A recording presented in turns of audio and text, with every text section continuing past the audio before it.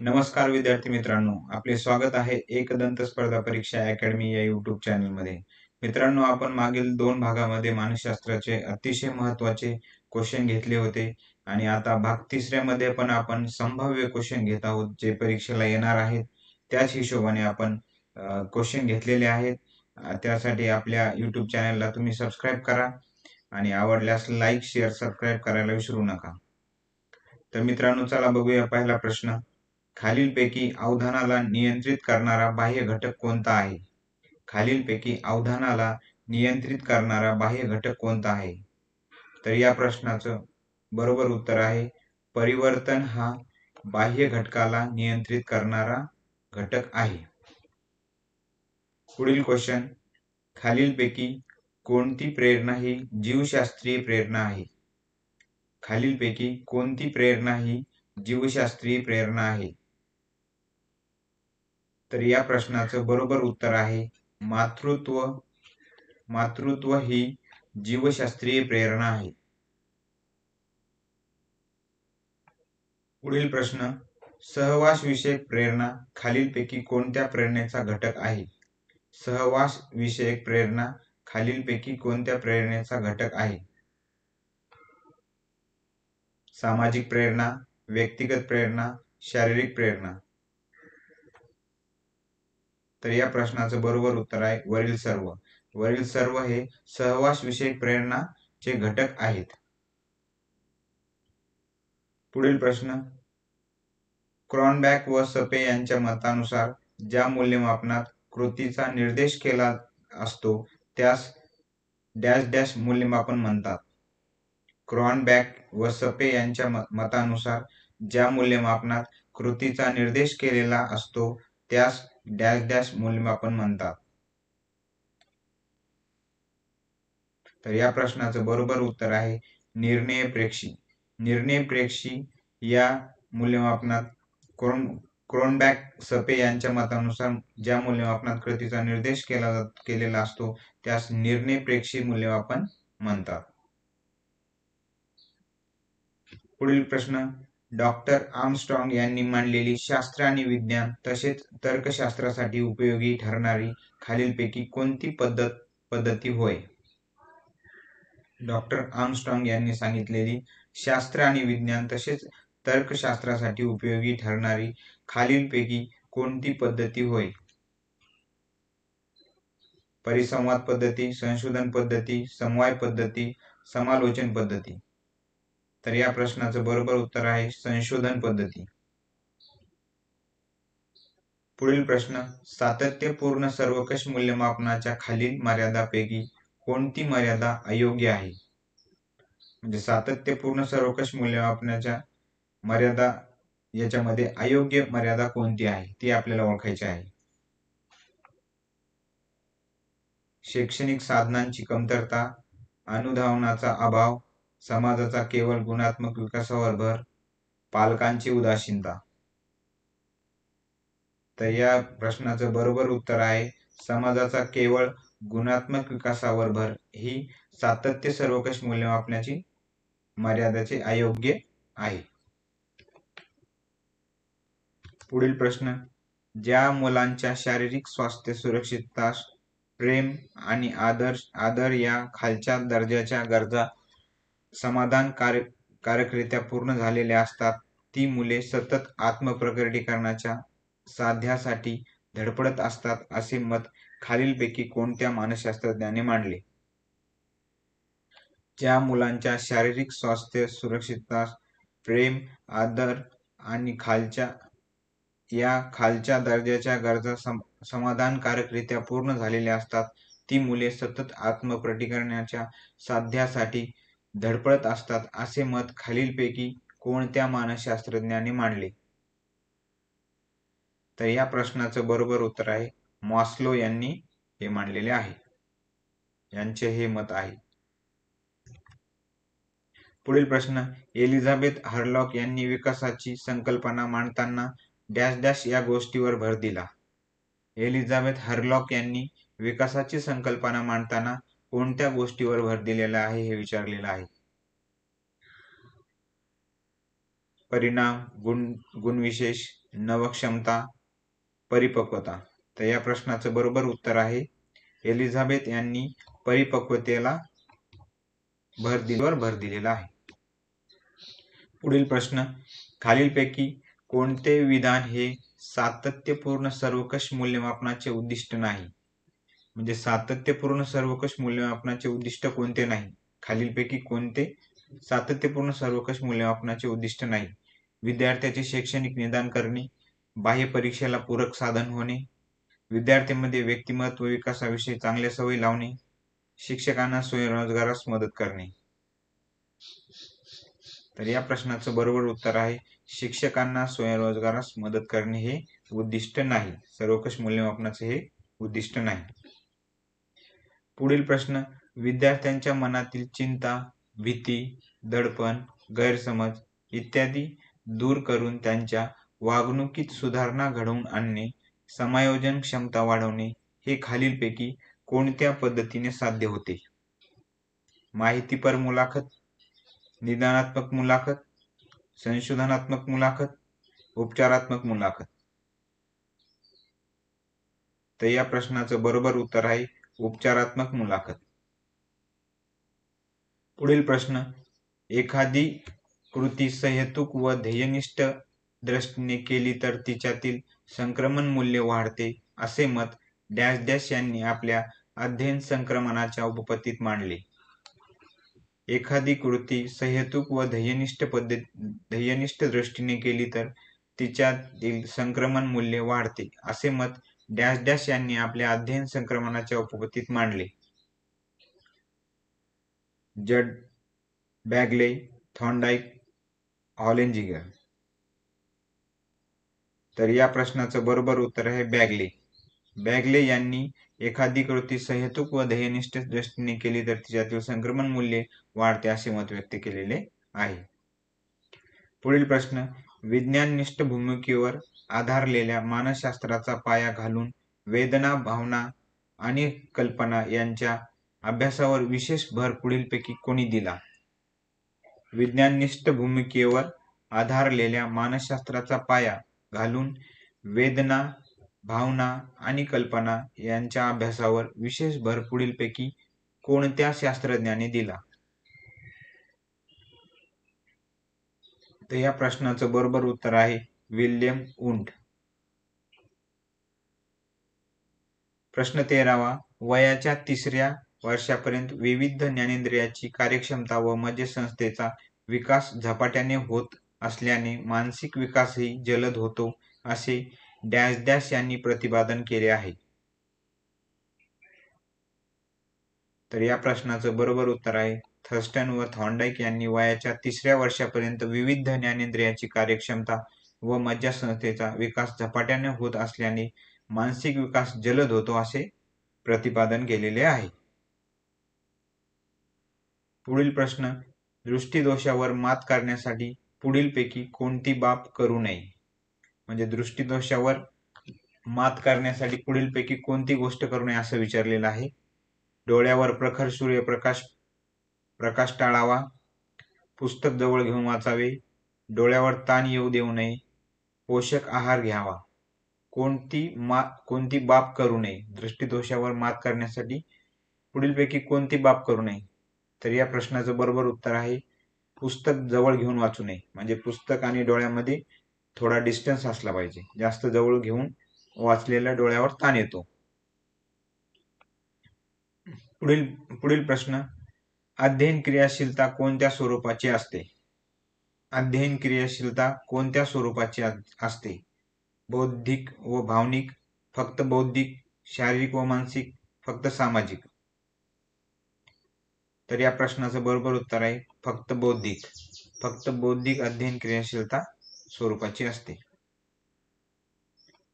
पुढील प्रश्न, खालीलपैकी कोणती प्रेरणा ही मनोसामाजिक प्रेरणा नाही? म्हणजे मनोसामाजिक प्रेरणा खालीलपैकी कोणती नाही? संपादन, संलग्नन, कुतूहल व शोधन, उत्सर्जन. तर या प्रश्नाचं बरोबर उत्तर आहे उत्सर्जन. उत्सर्जन ही मनोसामाजिक प्रेरणा नाही. पुढील प्रश्न, मेंदूला पक्षाघात होण्याचे पुढीलपैकी कोणते कारण नाही? मेंदूला पक्षाघात होण्याचे पुढीलपैकी कोणते कारण नाही? गर्भवती स्त्रीने घेतलेली औषधे, कवटीचा आकार मोठा असणे, अपघातामुळे मेंदूला इजा होणे, मातेला गर्भावस्थेत झालेला आजार. तर या प्रश्नाचं बरोबर उत्तर आहे कवटीचा आकार मोठा होणे. कवटीचा आकार मोठा असो किंवा छोटा असो, मेंदूला त्याचा काहीही परिणाम होत नाही. त्यामुळे हे याचं उत्तर आहे.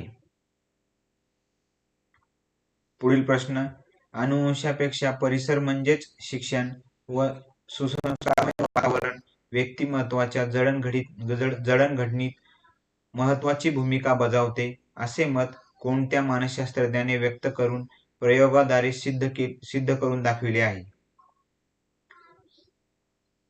तर या प्रश्नाचं बरोबर उत्तर आहे हार्वर्ड व वॅटसन यांनी अनुवंशापेक्षा परिसर म्हणजेच शिक्षण व सुसंस्कारमय वातावरण व्यक्तिमत्वाच्या जडणघडणीत महत्वाची भूमिका बजावते, असे मत व्यक्त केलेले आहे. पुढील प्रश्न, प्रतिक्रियामधील जोश किंवा आवेश वाढवणारी स्थिती म्हणजे प्रेरणा, असे डॅश डॅश यांनी म्हटले आहे. तर या प्रश्नाचं बरोबर उत्तर आहे लँडस्ले यांनी प्रतिक्रियामधील जोश किंवा आवेश वाढवणारी स्थिती म्हणजे प्रेरणा, असे म्हटलेले आहे. मित्रांनो, खूप महत्वाचे प्रश्न आहेत. असेच प्रश्न ला येतात, त्यामुळे लक्षपूर्वक हा व्हिडिओ पहा. पुढील प्रश्न, मतिमंदत्वातील पुढीलपैकी कोणत्या प्रकारामध्ये बालके चांगल्या पद्धतीने साक्षर होऊन व्यावसायिक क्षमता आत्मसात करू शकतात? कडक मतिमंदत्व, गंभीर मतिमंदत्व, सौम्य मतिमंदत्व, मध्यम मतिमंदत्व. तर या प्रश्नाचं बरोबर उत्तर आहे सौम्य मतिमंदत्व. पुढील प्रश्न, विद्यार्थ्यांच्या मनावर दडपण येऊन त्यांचा अध्ययनावर प्रतिकूल परिणाम होण्याची शक्यता असते, म्हणून शिक्षकाने खालीलपैकी कोणती बाब टाळून अध्यापन करावे? म्हणजे विद्यार्थ्याच्या मनावर दडपण आल्यास त्याच्या अध्ययनावर विपरीत परिणाम होतो, त्यासाठी शिक्षकांनी काय टाळायला पाहिजे? कठीण विषय सोपा करून सांगावा? नाही. विद्यार्थ्यांना अपयश पचवण्यास शिकवावे? नाही. विद्यार्थ्याच्या समस्या समजून घ्याव्यात? नाही. विद्यार्थ्याशी जेवढ्यास तेवढे वागावे? नाही. हे चुकीचं आहे. म्हणजे आपलं उत्तर काय, विद्यार्थ्याशी जेवढ्यास तेवढे वागावे हे टाळून अध्यापन करावे. पुढील प्रश्न, संयमित, अभ्यासू, संशोधक, संकुचित या उदाहरणांचा समावेश व्यक्तिभेदातील कोणत्या अंगात होईल? काय विचारलेलं आहे? संयमित, अभ्यासू, संशोधक, संकुचित या उदाहरणांचा समावेश व्यक्तिभेदातील कोणत्या अंगात होईल? आवड निवड, वृत्ती, शारीरिक, बौद्धिक. तर या प्रश्नाचं बरोबर उत्तर आहे वृत्ती यामध्ये संयमित, अभ्यासू, संशोधक, संकुचित या उदाहरणांचा व्यक्तिभेदातील समावेश होईल. पुढील प्रश्न, अध्यापन प्रतिमाने व त्यांचे पुरस्कर्ते यांच्या योग्य जोड्या लावा. मित्रांनो, तुम्ही याचा आन्सर कमेंट बॉक्स मध्ये द्या. अध्यापन प्रतिमाने व त्यांचे पुरस्कर्ते यांच्या योग्य जोड्या लावा. प्रतिमान आणि इकडे पुरस्कर्ते, उद्गाता, प्रणेते असे दिलेले आहे. प्रतिमान आणि पुरस्कर्ते याचे प्रतिमान म्हणा. तर स्मरणशक्ती प्रतिमान हे कोण, याचे पुरस्कर्ते कोण आहेत? तर जेरी लुकस हे स्मरणशक्ती प्रतिमान याचे पुरस्कर्ते आहेत. सामाजिक प्रोत्साहन प्रतिमान कोणाचे आहे? हे सामाजिक प्रोत्साहन आहे बायरन यांचे आहे. बायरन किंवा वायरन. प्रशिक्षण प्रतिमान कोणाचे आहे? तर हे गॅग्ने यांचे आहे. कोणाचे? गॅग्ने यांचे आहे. सर्जनात्मक प्रतिमान विल्यम गार्डनर यांचे सर्जनात्मक प्रतिमान आहे. पुढील प्रश्न, विद्यार्थ्यांचे अध्ययन चांगले व्हायचे असेल तर शिक्षकाचे पाठ्यपुस्तकावर प्रभुत्व असणे आवश्यक आहे, असे मत खालीलपैकी कोणी आपल्या प्रतिमानात मांडले आहे? टर्नर व फत्तू, Hilda Taba, William Glasser, George शेफल. तर या प्रश्नाचं बरोबर उत्तर आहे टर्नर व फत्तू यांनी विद्यार्थ्याचे अध्ययन चांगले व्हायचे असेल तर शिक्षकाचे पाठ्यपुस्तकावर प्रभुत्व असणे आवश्यक आहे, असे मत व्यक्त केलेले आहे. पुढील प्रश्न, औपचारिक अध्यापन उपपत्ती या वर्गातील विशिष्ट रचनावादी अध्यापन उपपत्तीचे पुरस्कर्ते डॅश डॅश हे आहेत. तर या प्रश्नाचं बरोबर उत्तर आहे जॉन डुई हे औपचारिक अध्यापन उपपत्ती या वर्गातील विशिष्ट रचनावादी अध्यापन उपपत्तीचे पुरस्कर्ते आहेत. पुढील प्रश्न, शालेय अध्यापनाचे प्रतिमान म्हणजेच model of school learning dash dash यांनी शोधून काढले. शालेय अध्यापनाचे प्रतिमान डॅश डॅश यांनी शोधून काढले. म्हणजेच मॉडेल ऑफ स्कूल लर्निंग हे कोणाचे आहे? जॉन बी कॅटोल. जॉन बी कॅटोल यांचे शालेय अध्यापनाचे प्रतिमान आहे. पुढील प्रश्न, खालीलपैकी कोणता गट अध्ययन प्रतिमानाच्या मूलभूत घटकांचा गट आहे? उद्देश, संरचना, सामाजिक प्रणाली, सहाय्यभूत प्रणाली. उद्देश, संरचना पद्धती, सहाय्यभूत प्रणाली. संरचना पद्धती, उद्देश बिंदू, सामाजिक प्रणाली. उद्देश, संरचना पद्धती, आधुनिक अध्यापन. तर या प्रश्नाचं बरोबर उत्तर आहे उद्देश, संरचना, सामाजिक प्रणाली, सहाय्यभूत प्रणाली. पुढील प्रश्न, अध्यापन प्रक्रियेत पुढीलपैकी कोणत्या गोष्टीचा समावेश होतो? अध्यापन प्रक्रियेत पुढीलपैकी कोणत्या गोष्टीचा समावेश होतो? नवीन ज्ञान देणे, कौशल्य विकसित करणे, विचारांना चालना देणे, भाव विकास घडविणे. याचे सब ऑप्शन दिलेले आहेत खाली. अ ब क, अ क ड, क ड ब, अ ब क ड.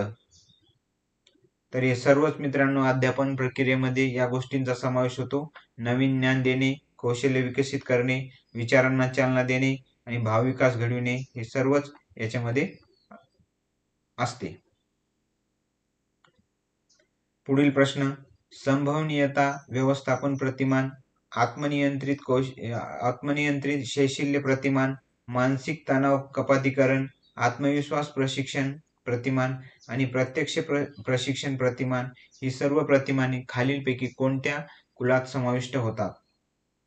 वर्तन परिवर्तन प्रतिमाने, सामाजिक आंतरक्रिया प्रतिमाने, व्यक्तिगत विकास प्रतिमाने, ज्ञान प्रक्रियाकरण प्रतिमाने.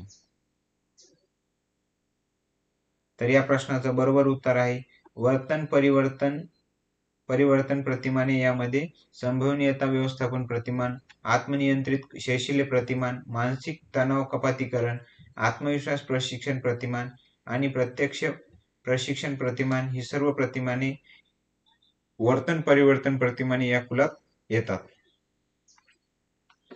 पुढील प्रश्न, खालीलपैकी कोणता अध्ययन प्रकार टॉलमनच्या उपपत्तीनुसार आहे? खालीलपैकी कोणता अध्ययन प्रकार टॉलमनच्या उपपत्तीनुसार आहे? लोपन अध्ययन, शिक्षा अध्ययन, गरज शमन, सुटका अध्ययन. मित्रांनो 2017ला हा प्रश्न आलेला आहे. तर या प्रश्नाचं बरोबर उत्तर आहे गरज शमन.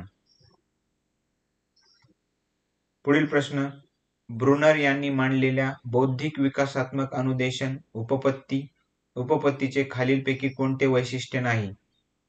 ब्रुनर यांनी मांडलेले बौद्धिक विकासात्मक अनुदेशन उपपत्तीचे खालीलपैकी कोणते वैशिष्ट्य नाही? ज्ञानाची रचना, क्रम, वर्तन, अध्ययनपूर्व रचना. तर या प्रश्नाचं बरोबर उत्तर आहे वर्तन. वर्तन हे ब्रून यांनी मांडलेल्या बौद्धिक विकासात्मक अनुदेशन उपपत्तीचे वैशिष्ट्य नाही. पुढील प्रश्न, बॅगले यांनी कोणती उपपत्ती मांडली? बॅगले यांनी कोणती उपपत्ती मांडली? समान घटक उपपत्ती, आदर्शवादी उपपत्ती, सामान्यीकरण उपपत्ती, चित्रवाणी पद्धती.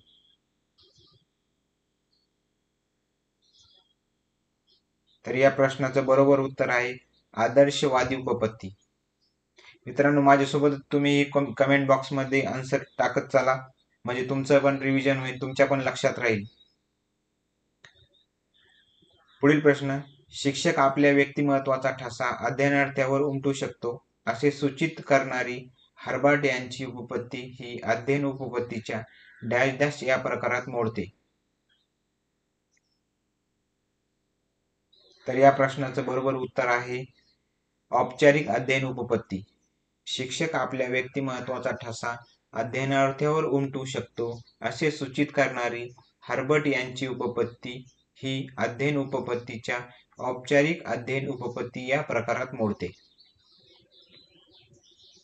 पुढील प्रश्न, स्किनरच्या प्रबलीकरण या उपपत्तीवर आधारित पद्धती ज्यामध्ये कोणताही विषयातील जो भाग शिकवायचा असेल त्याचे पृथक्करण करून ज्ञानाचे लहान लहान भागामध्ये विभाजन केले जाते व अध्ययन केले जाते अशी खालीलपैकी कोणती अध्यापन पद्धती आहे? तर या प्रश्नाचं बरोबर उत्तर आहे क्रमन्वित अध्यापन पद्धती, म्हणजे क्रमाक्रमाने त्याच्यामध्ये अध्ययन केले जाते. स्किनरच्या प्रबलीकरण या उपपत्तीवर आधारित पद्धतीमध्ये ज्यामध्ये कोणताही विषयातील जो भाग शिकवायचा असेल त्याचे पृथक्करण करून, म्हणजे त्याचे तुकडे करून लहान लहान भागामध्ये विभाजन केले जाते असे क्रमवित अध्यापन पद्धतीमध्ये केले जाते.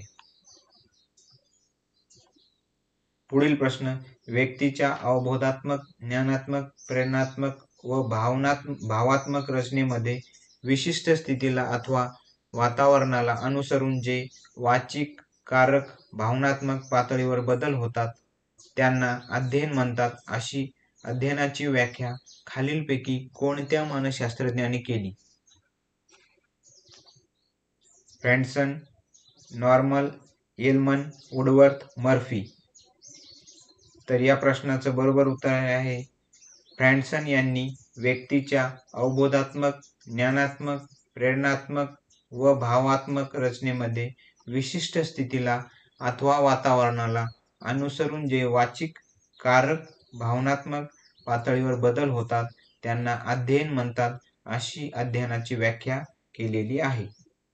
तर मित्रांनो, हे काही इम्पॉर्टंट क्वेश्चन होते. असेच आपण क्वेश्चन पुढेही घेणार आहोत. त्यासाठी तुम्ही आपल्या यूट्यूब चॅनलला सबस्क्राईब करा आणि काही सजेशन असेल तर कमेंट बॉक्समध्ये तुम्ही टाकत चला.